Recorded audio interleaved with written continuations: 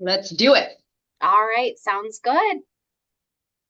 Thank you, everybody, for coming on today to listen to this presentation. And maybe if you're listening to it on a recording, um, my name is Stephanie Ramirez. I'm the lead speech language pathologist here at NKC Health.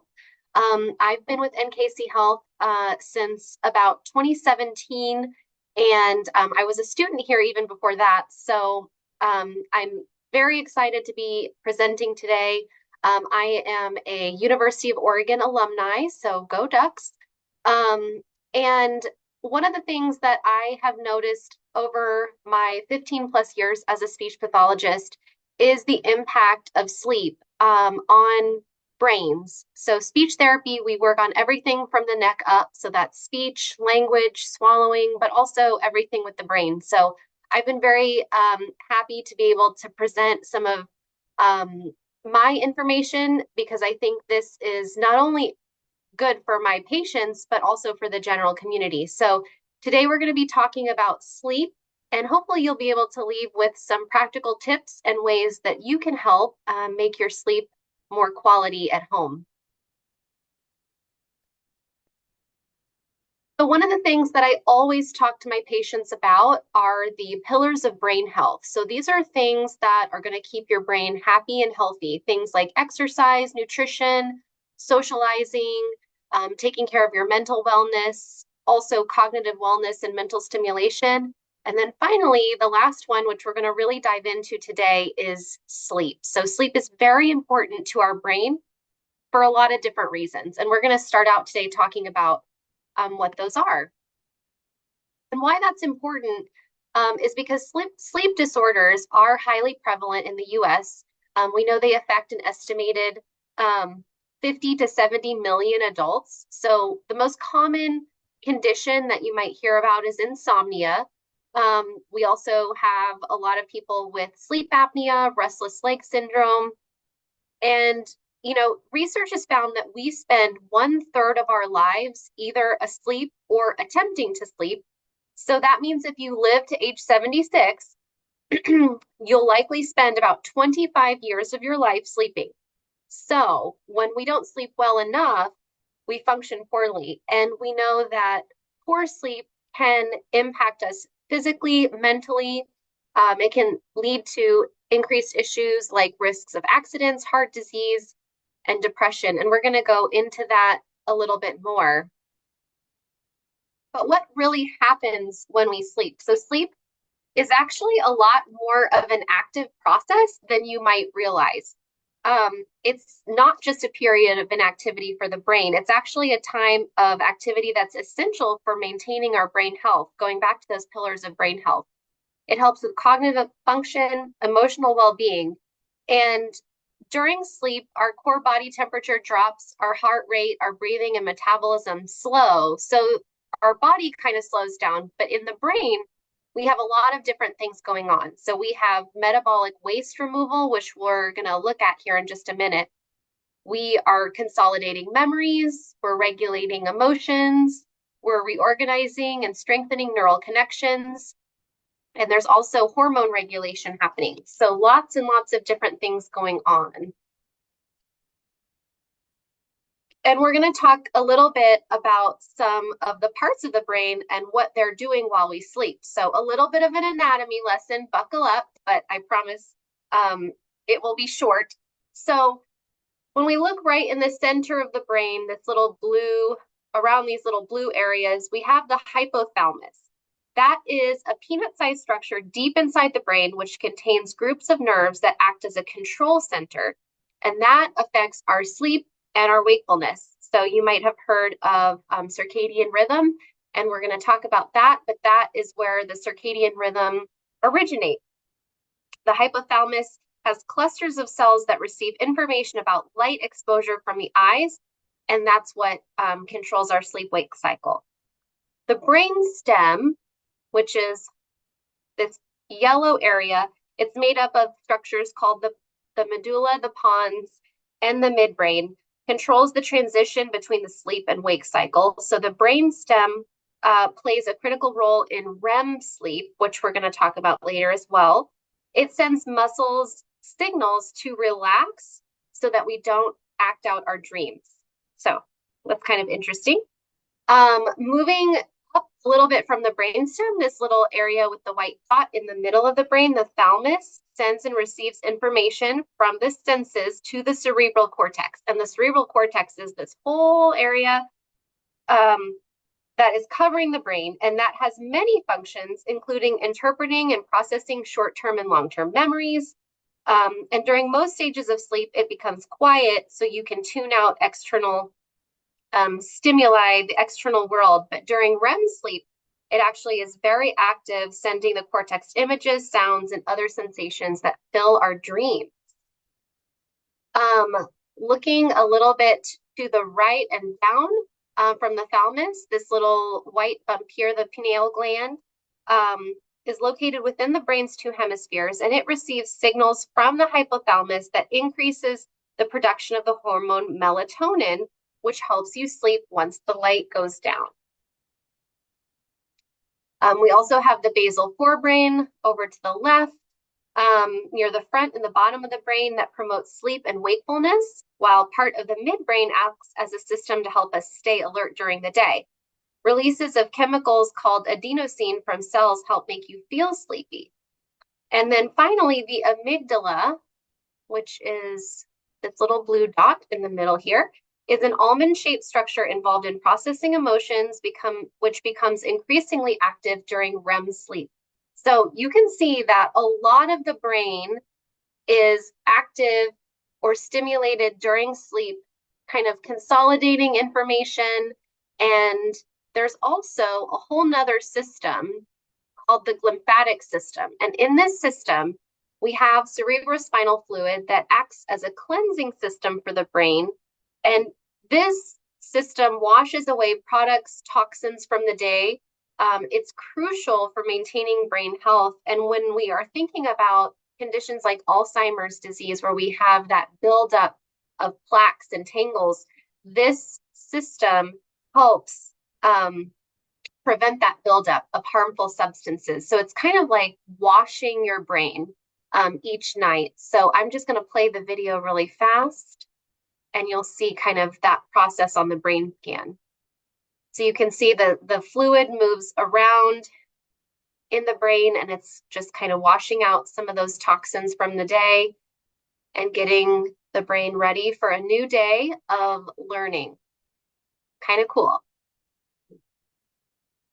All right. And so when we think about sleep, a lot of times we hear the term sleep cycles, and it is divided into different periods of rapid eye movement or REM sleep and non-REM sleep. And those periods typically repeat about 4 to 6 times each night. Each stage within this sleep cycle is very important in its own way in maintaining both our mental and physical health.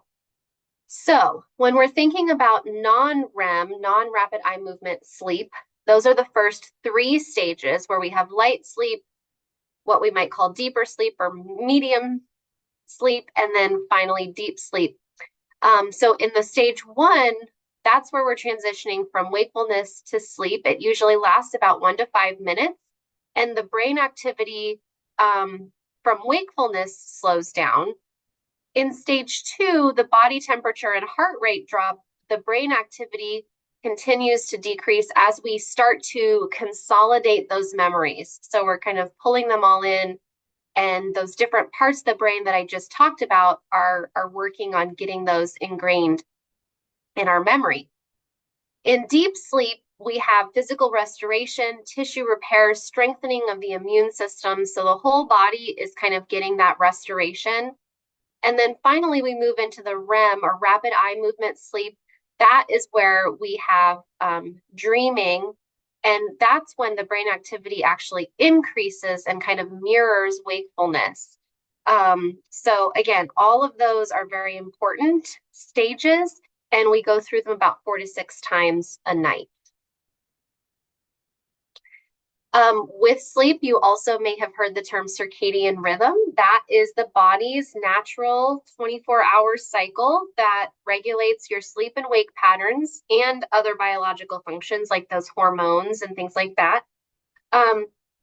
It uses external signals, most importantly light, to help set those 24-hour cycles. And when we're thinking about the circadian rhythm, we're not only thinking about, being alert in the day and sleeping at night. As I just said, we're thinking about the release and timing of hormones like melatonin, which we talked about helps promote sleep. We've talked about the body temperature going down and being fluctuating throughout the day. Metabolism and digestion is also impacted by our circadian rhythm. And finally, our heart function that regulates heart rate and blood pressure is affected by circadian rhythm. And one thing that I thought was really interesting was that even people who are blind maintain some ability to sense light that will help them regulate their sleep and wake cycle. So I thought that was very interesting. So we know what sleep does, and I think you can kind of guess some of the important points of sleep, but we're going to go into those here next. So first of all, our cognitive function. So we know that sleep is very important for things like concentration, productivity, problem solving, creativity. That's why it's so important that kids especially get really good sleep every night so they can go to school and be able to learn and engage throughout the day.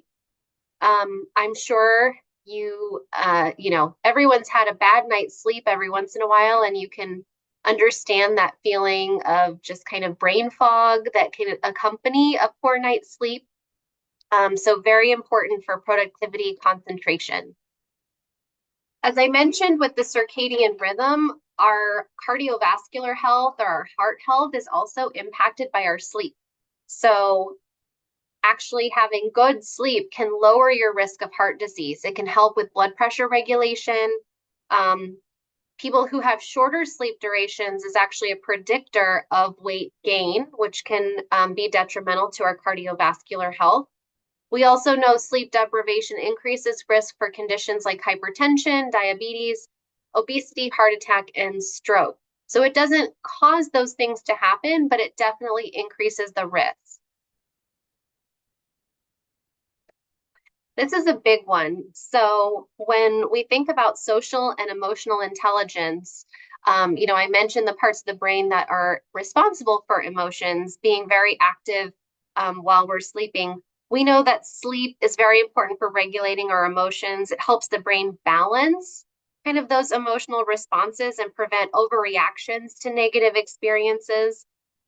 Without enough sleep, those emotional centers of the brain can become overactive and actually lead to greater irritability and a harder time staying calm. It also helps us kind of process through those emotional experiences. Specifically during that REM or rapid eye movement sleep, the brain kind of recalibrates those emotional memories and helps reduce the emotional charge of difficult experiences. It helps us kind of process through and learn from our interactions with others. And finally, interestingly, sleep allows us to interpret social cues better and understand the emotions of others. So it really enhances our empathy and our social awareness. And conversely, sleep deprivation makes it hard to pick up on social cues, which can lead to misunderstanding and conflict. So, we've all heard the term waking up on the wrong side of the bed might describe somebody who's a little bit crabby, a little bit not a good emotion regulation. And that is absolutely a biological thing. So going along with the emotional side of sleep and how it helps our body, we know that sleep can help prevent depression. Sleep-deprived people are more likely to report feelings of low self-esteem, poor job performance, reduced quality of life, and a lot of other negative conditions, feelings. And interestingly, those deficits remain even when alertness is sustained with stimulants such as caffeine. So although that cup of coffee in the morning can kind of help us, get us going and wake up. It can't help with some of those emotional changes that happen after you've had a poor night's sleep. So the CDC, the Centers for Disease Control, do have guidelines for how much we should be sleeping in 24 hours. And those guidelines change according to age. The overall amount and length of time spent asleep varies greatly from person to person. And, a lot of studies have actually suggested that genetics play a role as well in how much sleep a person needs to really thrive. So you can see that starting from 4 months old to 12 months old, they need 12 to 16 hours of sleep. That slowly decreases until we get to adulthood, where 7 to 9 hours of sleep is the recommended amount. Unfortunately, that 7 to 9 hour goal is something that is hard for a lot of people to achieve. And I think that there are a lot of different reasons for that. Devices like smartphones and tablets and computers emit blue light that suppresses that melatonin production, which we know helps us get to sleep. Engaging in social media, emails, and games can overstimulate our brain and make it really harder for us to relax enough to fall asleep. Electronic devices in the bedroom, so your sleep environment, can be a big distraction and a temptation to check it at night, even further disrupting sleep. Our busy schedules and work demands, people are working long hours, sometimes they're working different shifts, and the pressure to constantly be available, I think, can contribute to sleep deprivation. One of the things that I encourage a lot of my patients to do is to use the kind of sleep function on their phone where, messages, calls, things of that nature will be muted after a certain time in the evening, and then they won't be turned on again until the morning. If that's something that you feel comfortable doing, I think that it's definitely worth considering. We're going to go over some more tips later, but that's definitely one to consider. Stress and anxiety certainly can impact your ability to fall asleep and stay asleep. Worries about work, finances, health, relationships can help keep your mind racing at night. And irregular sleep schedules can also, negatively impact quality of sleep, along with things like eating late at night, an uncomfortable sleep environment. A lot of people, I think, especially in today's world, really prioritize productivity over sleep, and we sacrifice sleep to get more done during the day. I know as a busy mom with 2 kiddos, I will often stay up probably a little bit too late in the evening because I feel that pressure after the kids go to bed of getting certain things done. But we also need to make sure that we are taking care of ourselves and setting ourselves up for success. Certain medical conditions such as chronic pain, heart disease, sleep apnea, all of those things can disrupt sleep as well. And so we've talked a little bit about these already, but some of the effects of sleep deprivation are things like irritability, cognitive impairment, poor memory, judgment, poor attention, immune system changes, increased risk of diabetes, heart disease, decreased reaction time, aches, tremors, risk of obesity. So there's a lot of things that are happening not only in the brain, but all throughout the body. We also know that sleep changes with age as well. So why that is has to do with a lot of different things. It could be different medical conditions that come into play the older we get. It's also probably a result of changes in hormones, As we get older, the circadian rhythm typically shifts forward, so you feel sleepy earlier in the evening and you wake up earlier in the morning. Older people typically have more fragmented sleep, so they wake up more frequently during the night, and sometimes that affects the ability to go through all four of those those sleep cycles, the REM and non-REM sleep. So the amount of the deep sleep and REM sleep decreases. And what we see also is the naps during the day to try to compensate for that actually increases. Interestingly, I found this graphic from the Sleep Foundation. As we get older, we tend to nap more often, but the naps may be shorter. And my hypothesis is that that's because of that fragmented sleep. So we're not getting all the way through our sleep cycles. And so we tend to nap for a shorter period of time as we get older. And again, thinking about the changes that we have in our body as we get older, we might have more pain, nighttime urination, insomnia, drowsiness, sleep apnea, and different sleep disorders like restless leg syndrome and REM sleep behavior disorder. So I think, keeping those things in mind, we can try to take the steps we can to alleviate those and also just be more mindful about our sleep hygiene, particularly as we get older, as we can anticipate that those challenges are going to be there. So hopefully I haven't scared you too much. But I did want to really drive home the importance of sleep and, the priority that really it should be in your life. But we're going to move on from the scary part of what happens when you don't get good sleep to what can we do to actually help ourselves get the best sleep that we possibly can. You might hear this term as sleep hygiene. But these are some of the main points that I like to review with my patients just to make sure we're doing everything we can to help with their sleep. So going back to the circadian rhythm, we know that timing is everything. Our body really, really likes to be in a routine. So we want to keep as consistent of a sleep schedule as possible. That would be going to sleep and waking up within plus or minus 20 minutes of the same time every day.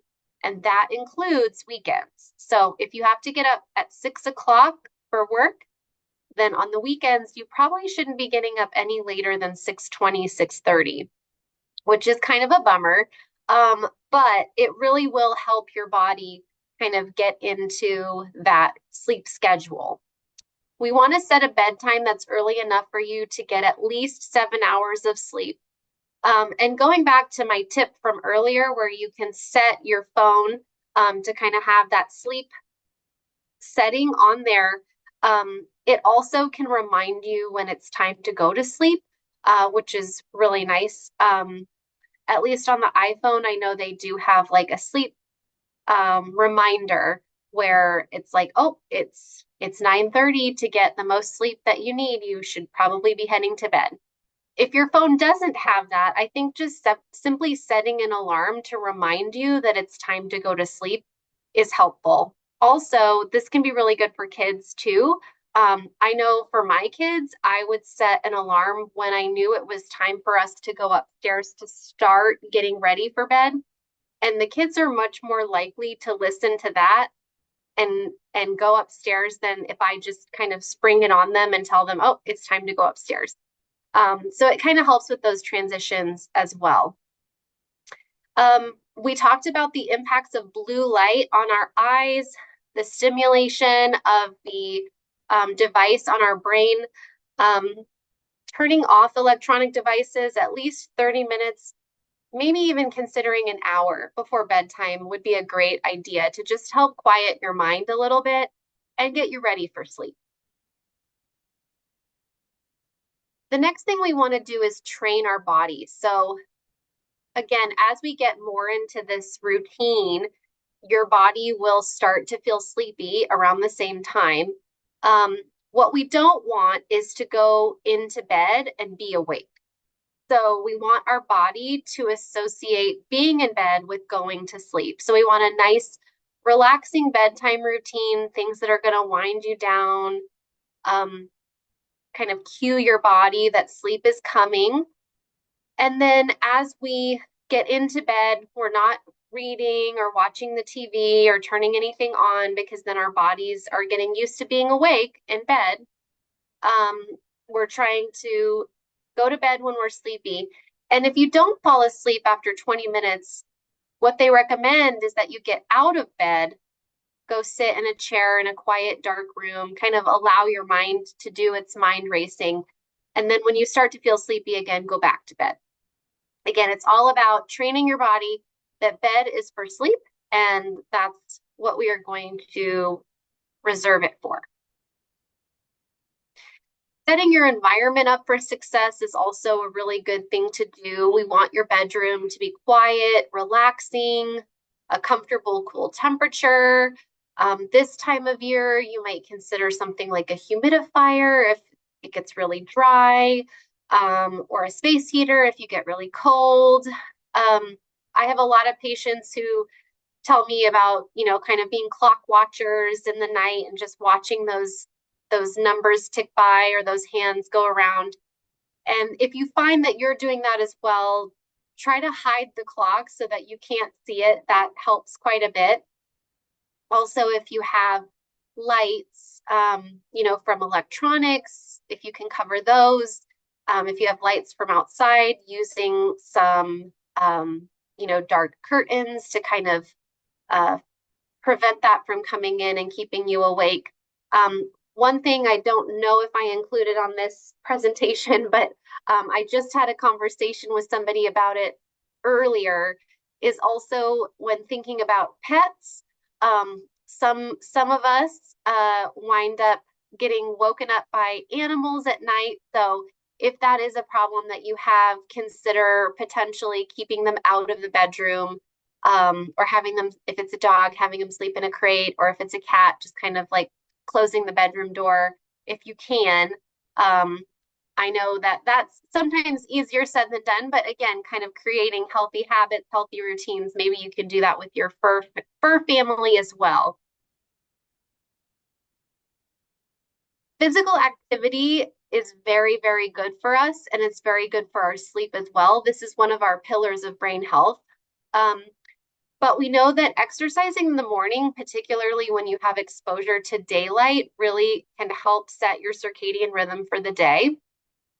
You can also exercise in the afternoon to kind of increase, that production of healthy hormones, reduce stress. But we do want to avoid vigorous workouts within a few hours of bedtime because that can actually overstimulate us and make it harder to go to sleep. Gentle exercises or even meditations can be really helpful closer to bedtime. Things like yoga, Tai Chi, and those can actually be beneficial for sleep.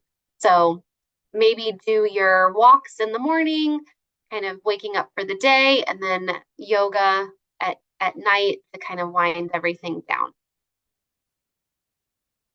When we're thinking about our food and liquid intake, very important to be aware of what we're putting into our bodies. We don't want to eat large meals before bedtime. Obviously, that can increase conditions like reflux and make it uncomfortable to sleep. Caffeine is going to be a stimulant, so it's going to wake us up.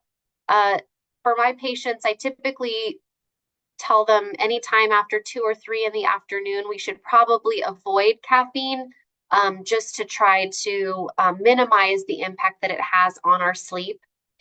Same thing with alcohol. And then, especially for people who are feeling like they're waking up frequently in the night to urinate, considering reducing your fluid intake before bedtime as best you can. Some other tips and options, relaxing music, meditations while falling asleep. If you find that your mind is racing, sometimes giving yourself something to think about, whether it's focusing on a beautiful song or a meditation, can help kind of quiet that internal chatter and help us fall asleep. Our brain does respond well to things like smell. So essential oils can actually be really helpful. Lavender in particular can be a very calming scent, and it can allow us to, again, kind of quiet the brain. If you have a condition like sleep apnea, definitely recommend following the instructions of your doctor if you're going to be needing something like a CPAP machine. If you're not quite there yet, but you are a snorer, you might consider using nasal strips to help reduce the snoring. Chamomile tea, it has been shown to kind of help relax. And again, I think as long as you don't drink too much, that will make you go to the bathroom at night. And it can be a nice, maybe pre-bedtime routine to wind down. When we think about missing sleep, because we all have a bad night of sleep every once in a while, we might refer to that as sleep debt. And so the only way to erase a sleep debt is to get more sleep. And so what you might do, because we are still trying to be mindful of our routine and sticking to that schedule, we want to start by trying to get the sleep you need plus an additional hour or so per night until the debt is paid. So let's say that you were only able to sleep 4 out of your 8 hours of sleep one night, and the next night see if you can get, your 8 hours plus a little bit more, and then 8 hours plus a little bit more, and see if that can help. I caution my patients, we talked about naps earlier, and we know that as we get older, we are taking more naps. Naps can be helpful to help with sleep debt. We want to be strategic with naps, though, because we don't want to take them for too long or too late in the day that they then impact our sleep again the next night. So again, what I encourage people to do is to be intentional with it, set an alarm so that you're sure to get up at a certain time, and try to do the napping earlier in the day so that later in the afternoon you're not still sleeping. If you have a condition where you are going to be needing to rest more, if you're not feeling well, if you're recovering from something like a concussion and you need to take naps, certainly listen to your body, do what you need to do, but also be aware of kind of how often and how long you're napping and how that is, I guess, weighing against the 8 hours of sleep that we should be getting at night. A lot of people, turn to different supplements, sleep aids. I have a lot of patients who are very hesitant to do anything like that because they don't want to become addicted to them. So these are just some general tips, and again, kind of a review of what we've already talked about to try to avoid needing to do something like a sleep aid. So going back to that regular bedtime and wake time, aromatherapy, managing stress, different strategies for relaxation, minimizing the time you spend awake in bed, avoiding naps. There's just different things that we can do. And again, all of this kind of falls under the umbrella of sleep hygiene. So if you're wanting to learn more, that would be a good thing to investigate further.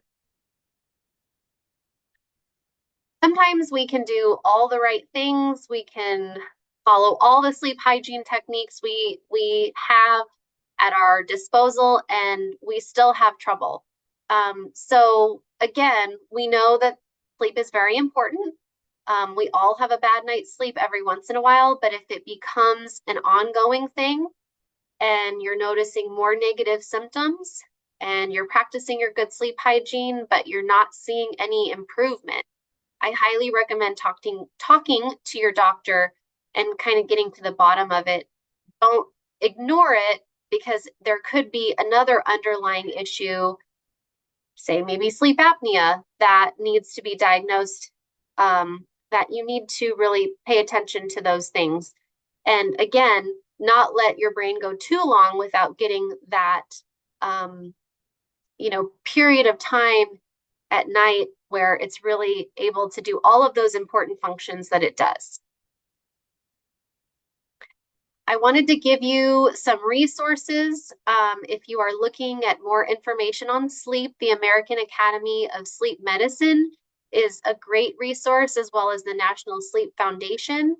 The Centers for Disease Control and Prevention has a lot of information about sleep, and National Institute of Health as well. Those are where you'll find kind of your guidelines and might be able to help set some goals for what you want to work on with your own sleep. So with that, I will open it up if anyone has any questions.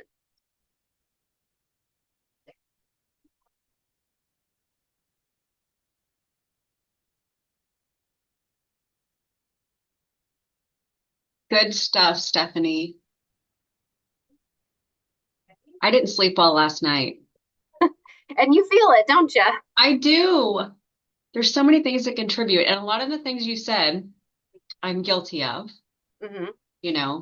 I have a dog attached to my hip, sleeps with me at night, often wakes me up. Caffeine, right? Mm-hmm. All these habits we have really can play a toll on it, on our sleep. Mm-hmm. Logan asked, what are some additional things that can help someone that has been conditioned to be hyper aware? Hyper aware. Can you expand on that a little bit? Like a light sleeper?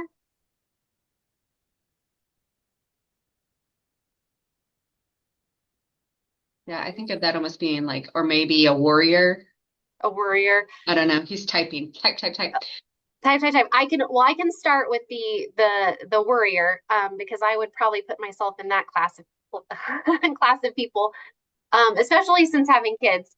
Um, One of the things that I often do myself and then I recommend other people do is to keep like a notepad, by your bed. If you find that you're kind of ruminating on something, or you're thinking about a to-do list, or you're like, oh, I've got to, remember to take that library book back tomorrow, or, whatever might be kind of going around and around in your mind, you can then have that notebook right there, write it down. And I find that sometimes just doing that, kind of getting it out of my brain so that I don't have to worry about it and I know it'll be there in the morning, helps kind of stop that cycle, of thinking. And then for people that may be light sleepers, things like sound machines, earplugs. Oh, yep. I wake up very easily. I always use a white sound machine, Bluetooth mask with white noise playing as well. Yeah, I mean, I think those are, um, you know, probably your best bet. I think if it's to the point where you are feeling like your sleep is very disrupted, even with those things, um, I often tell people to experiment with different types of sound, sound machines. Sometimes people like nature sounds. There's different types of noise, like they have white noise and pink noise and brown noise, and people respond to those differently. Again, also earplugs, especially if you have somebody that snores. Um, I think, if you're using all of those tools and you're still finding that there are things that are waking you up, if it is something that's more like related to trauma, then I think working with a psychologist, working with, oh, my husband sleeps in a different room. Yeah, because of his snoring. I have a lot of people that do that. And I think that you I think we've all kind of been conditioned maybe to think like we have to sleep in the same room, in the same bed, and we have to sleep this way. Otherwise, we're not normal. But really, it's kind of like, you need to do what's going to be best for both of you. And if that's sleeping in different rooms, then there's nothing wrong with that. I think, you know, everyone kind of compares themselves to other people, but you just have to do what's best for you. And going back, if you find that, the physiology of waking up is kind of taken care of, but the psychology of waking up, and that's kind of what's impacting you more, going back to the fact that we know that stress, anxiety, all of those things can definitely impact our sleep, then I think seeking out some different therapy to help with that. There are different therapies specifically, I think, to help with sleep. Different kind of cognitive behavioral therapy that's out there. That's obviously not in my scope, but I think there are a lot of people out there that could maybe give you some great tools to kind of work on that. It sounds like you're doing a lot to work on it already. So just being aware of that, I think, is step one. We have to recognize that sleep is not as good as it could be, to be able to take those steps to make it better. So kudos to you for paying attention to that and taking the steps that you already have. But those would be just some of my recommendations for what you could try in the future. The snoring is such a big one. I think if you're a snorer, or your mate is a snorer, I highly recommend getting evaluated for sleep apnea. We have a Yes. whole other talk on our YouTube channel about that, but that can be extremely detrimental to your health, and take years off your life. So, Mm-hmm. encourage that. I like the nasal strips. That's a good one. And I'm Mm-hmm. a light sleeper, and my hubby snores, and it's tough sometimes. Yeah. Yeah. I have a lot of people also, that have downloaded, and I've talked about it in other talks as well, but the Calm app.